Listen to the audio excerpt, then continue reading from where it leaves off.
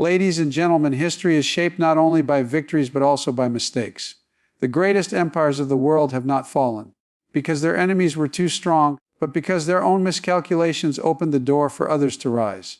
Today, we stand at the edge of such a turning point. America, in its pursuit of maintaining dominance, is preparing to make its next big mistake. And that mistake, make no error about it, will not just shake the balance of power. It will crown India as the global winner of this century. America's strength has never been questioned.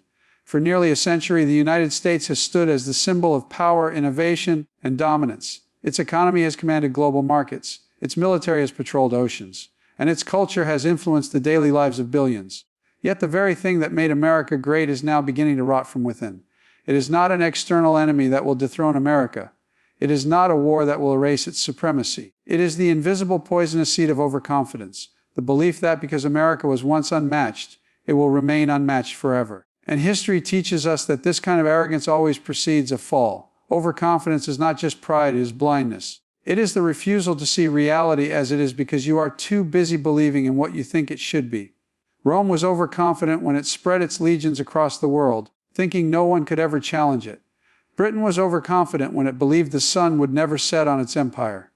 And America in this century is walking the same dangerous road. It believes its allies will never abandon it, that its enemies will never catch up, that its dominance in technology, finance, and defense will last without question. But that is not how the world works. The world does not reward arrogance. The world rewards adaptability, humility, and strategy. Every empire that has collapsed did not fall suddenly. It fell gradually like a wall that begins to crack long before it crumbles. And those cracks are already visible in America today.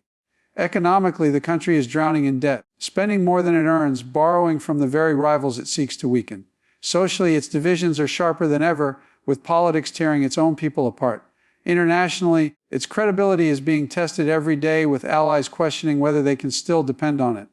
And yet, despite these cracks, America continues to act with the same arrogance as if nothing has changed. That is the danger. That is the mistake. The mistake is not just arrogance in its attitude. It is arrogance in its policies. Whenever America feels threatened, it does not respond with humility or cooperation. It responds with domination and pressure. It believes sanctions will control nations. It believes military threats will bend governments. It believes lectures on democracy will win respect. But the world has changed. Nations no longer bow to pressure. They resist it. They seek alternatives. And that is where India rises. Each time America tries to corner India, it unintentionally strengthens India's hand. Think about this carefully. When America tries to dominate trade agreements, India does not surrender. It negotiates harder, and in doing so, it builds industries that make it more self-reliant. When America threatens to cut technology access, India does not collapse. It innovates, creates its own solutions, and strengthens its independence. When America forms exclusive clubs of power, India creates its own networks of cooperation that reach across Asia, Africa, and beyond. America thinks it is isolating India, but in reality it is pushing India toward resilience. This is the irony of overconfidence. The more America believes it can weaken others, the more it weakens itself. Every miscalculation America makes against India becomes another step in India's rise. And this is not just theory, it is reality unfolding in front of our eyes. Let us take the example of energy. For years, America tried to use energy as a tool of pressure, believing nations would obey if they controlled the flow of oil and gas. But when America pressed India to cut ties with certain energy suppliers, India did not crumble. It diversified, it built new partnerships. And in doing so, it demonstrated that it cannot be dictated to. America's overconfidence in its control backfired and India emerged stronger. Look at technology. America has long believed that its Silicon Valley is the beating heart of global innovation. And to a large extent it is. But what America underestimated was India's sheer scale of talent. Every time America tried to restrict access to certain technologies, India turned inward and nurtured its own. From space exploration to digital infrastructure, India is proving that it does not need permission from America to innovate. The arrogance of thinking India cannot do it without us is the very thing that is proving false. As India now does what once seemed impossible, look also at geopolitics. America's foreign policy is often based on the assumption that nations will always line up behind it when pressured. But the truth is different. Many nations are tired of being told what to do. They are tired of being treated as pawns in a larger game. And when America pushes too hard, they look for leadership elsewhere, they look for balance, they look for India. And slowly, silently, India is stepping into that space, not by force, but by trust. While America is losing friends through arrogance, India is winning friends through respect. This is the great paradox of our time. America's overconfidence is making it weaker, and India's quiet resilience is making it stronger. America's biggest mistake is not that it underestimates China, Russia, or Europe. Its biggest mistake is that it underestimates India. It still views India through the lens of dependency, as if India is a junior partner, a country that needs America's approval to move forward. But that era is gone. India no longer waits for America's approval. India no longer plays by America's rules. India is building its own path, its own alliances, and its own destiny.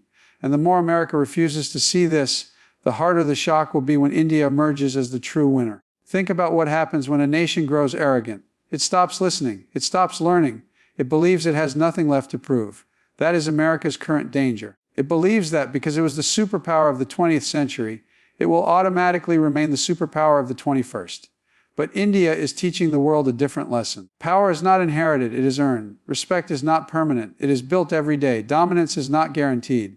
It must be defended with wisdom, not arrogance. India is not fighting to replace America. India does not rise by destroying others. India rises by building itself. And that is why America's mistakes become India's victories. While America wastes its energy in trying to maintain dominance through force, India uses its energy to create new industries, to uplift millions from poverty, to harness technology, and to build a future that is inclusive, innovative, and sustainable. That is the difference. Overconfidence blinds America into thinking that the world cannot move without it. But the world is already moving. Trade routes are shifting. Alliances are changing. Technology is decentralizing. And at the heart of this change is India. The nation that America thought was dependent is now becoming the nation the world depends on. The nation America thought was behind is now leading in areas America never expected. This is not an accident. This is the inevitable result of arrogance on one side and resilience on the other. The irony is almost poetic. America, the country that once prided itself on being the land of innovation, now finds itself threatened by the innovation of India. The country that once believed it could dictate terms to the world now finds the world questioning its terms. And while America struggles to adapt, India continues to adapt faster, better, and stronger. So let it be clear, America's overconfidence will be its undoing. Its arrogance will become its greatest weakness. Its refusal to acknowledge India's rise will become the very reason India rises even higher. And when history is written, the chapter will not describe America as the victim of an enemy's attack, but as the victim of its own mistakes. The mistake of believing that the future would look exactly like the past. The mistake of underestimating India. The mistake of thinking dominance could last forever without change. That mistake will be remembered, and it will mark the moment when the balance of power shifted. Not because America was defeated on the battlefield, not because America was destroyed by an outside force, but because it failed to see the truth. And the truth is this: the 21st century does not belong to the arrogant. It belongs to the resilient. It belongs to those who listen, adapt, and build.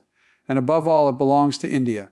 Patience is often misunderstood. To many, patience looks like weakness. To many, patience feels like delay. But in truth, patience is one of the greatest weapons of nations that understand history. Empires that rush to prove themselves often burn out too quickly. Leaders who move with aggression often lose the trust of those they wish to lead. But those who wait, those who move with caution, those who choose to strike at the right moment, those are the ones who last. And today, if there is one nation in the world that embodies the power of patience, it is India. India does not need to shout in order to prove its strength. It does not need to impose in order to gain respect. It does not need to demand loyalty in order to be followed. India's rise is not based on fear. It is based on trust, and that trust is the result of strategic patience. For decades, while other nations have played their games of domination, India has quietly built, quietly expanded, quietly positioned itself as the nation that does not force but earns. And that patience is about to become its greatest strength.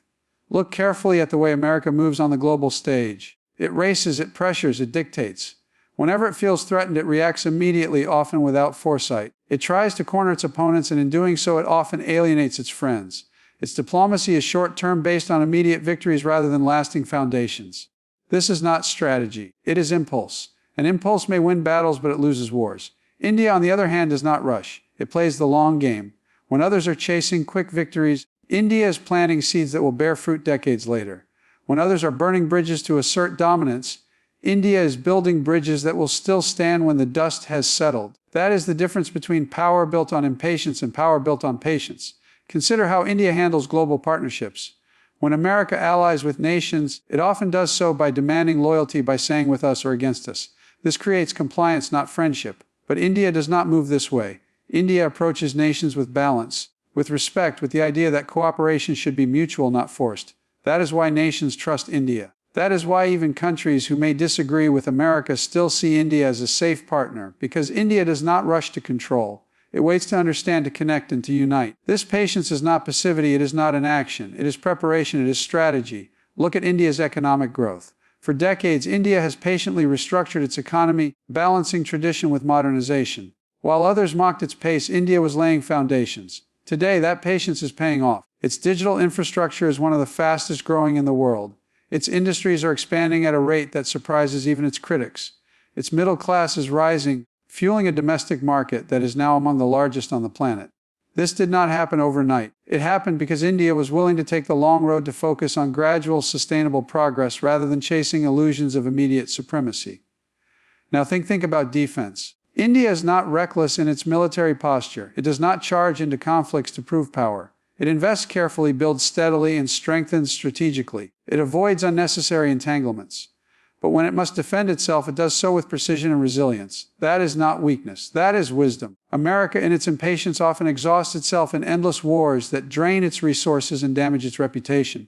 India, in its patience, saves its strength for the battles that truly matter. And when those moments come, its readiness speaks louder than years of empty aggression.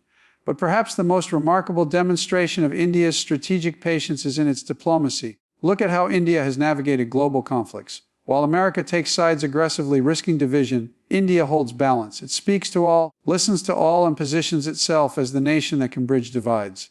This patience has earned India a role that no amount of force could buy. The role of mediator, of trusted voice, of global stabilizer in a world where alliances are shifting and trust is collapsing. Patience is the currency of leadership, and India has mastered it. Strategic patience also means knowing when to act. India is not passive. It does not wait forever. It simply waits for the right moment. And when that moment arrives, India acts decisively. The development of its space program is a perfect example. For years, critics doubted India's ability to compete with the world's space giants. But India did not rush. It built step by step, mission by mission, always learning, always improving. And when the time came, India stunned the world with achievements that cost a fraction of what others spent. That is patience rewarded. That is strategy fulfilled. Now imagine this on the global stage.